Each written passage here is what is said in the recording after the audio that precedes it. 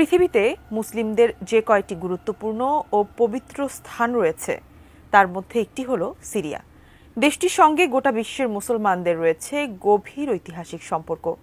আজ থেকে 1400 বছর আগে বিশ্বনবী হযরত মুহাম্মদ সাল্লাল্লাহু আলাইহি ওয়াসাল্লাম সিরিয়া নিয়ে কিছু গুরুত্বপূর্ণ ভবিষ্যদ্বাণী করেছিলেন, যার অনেক কিছুই বাস্তবায়িত হওয়ার পথে। সিরিয়া নিয়ে আসলে কি এমন ভবিষ্যদ্বাণী করেছিলেন রাসূল সাল্লাল্লাহু আলাইহি ওয়াসাল্লাম? বিস্তারিত জানাচ্ছেন আরিফ হাসান। সিরিয়া পৃথিবীর প্রাচীন সভ্যতা সংস্কৃতির দেশ। সিরিয়া শুধু মধ্যপ্রাচ্যের একটি দেশ নয়, এটি ইসলামের ইতিহাস ও সংস্কৃতির সঙ্গে গভীরভাবে জড়িত। এই অঞ্চলটি ইসলাম পূর্ব যুগ থেকেই গুরুত্বপূর্ণ। এই ভূমিতে জন্মগ্রহণ করেছেন অসংখ্য নবী রাসূল। ইসলাম পূর্ব যুগে এই অঞ্চলকে শাম নামে ডাকা হতো। বর্তমানের সিরিয়া, ফিলিস্তিন, লেবানন এবং জর্ডান ছিল একত্রে এই শাম নামের অংশ। রাসূলুল্লাহ সাল্লাল্লাহু আলাইহি ওয়াসাল্লাম শামের ভূখণ্ডকে মুসলিমদের দ্বিতীয় হিজরত ভূমি হিসেবে উল্লেখ করেছেন। রাসূলুল্লাহ সাল্লাল্লাহু আলাইহি ওয়াসাল্লাম বলেছেন, শাম হবে ইসলামের শেষ দুর্গ। শাম হবে কিয়ামত পূর্বকালীন গুরুত্বপূর্ণ ঘটনার কেন্দ্রস্থল। এখানে ইমাম মাহদীর নেতৃত্বে মুসলিমরা ঐক্যবদ্ধ হবে। এই অঞ্চলে ঈসা আলাইহিস সালাম দাজ্জালকে পরাজিত করবেন। সঠিক প্যাড আর সঠিক তথ্য দিয়ে এসো সামলে নিব এক হয়ে মোনালিসা স্যানিটারি ন্যাপকিন। রাসূলুল্লাহ সাল্লাল্লাহু আলাইহি ওয়াসাল্লামের ভবিষ্যদ্বাণীতে উল্লেখিত হয়েছে শামের গোতা শহর, যা দামেস্কের পাশে অবস্থিত। এটি হবে মুসলিমদের মহাযুদ্ধের সময়কার প্রধান ঘাঁটি।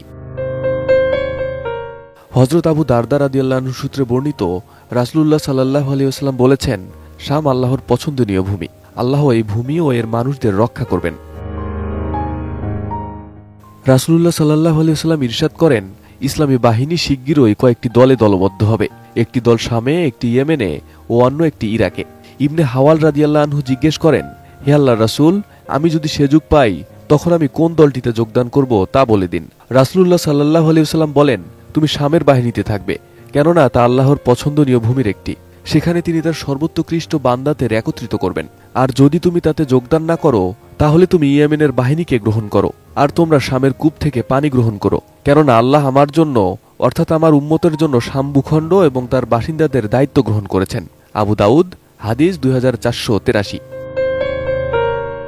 হাদিসে উল্লেখিত হয়েছে, শামের ভূমিতে বিশেষ আধ্যাত্মিক ব্যক্তিরা অবস্থান করবেন। তাদের বরকতে এই ভূমিতে শান্তি ও নিরাপত্তা বজায় থাকবে।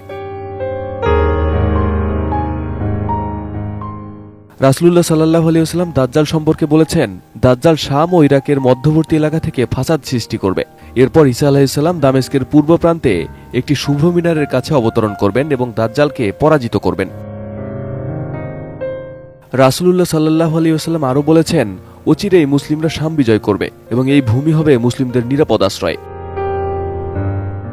সিরিয়া সম্পর্কিত এসব ভবিষ্যদ্বাণী ইসলামের ভবিষ্যৎ পরিকল্পনা ও কিয়ামত পূর্ব সময়ে মুসলিম উম্মার ভূমিকা নিয়ে গভীর বার্তা বহন করে। শামের বরকতময় এই ভূমি আজও মুসলিম উম্মার জন্য একটি গুরুত্বপূর্ণ আশ্রয়স্থল এবং এর গুরুত্ব চিরকালীন। Arif Hasan, ATN news.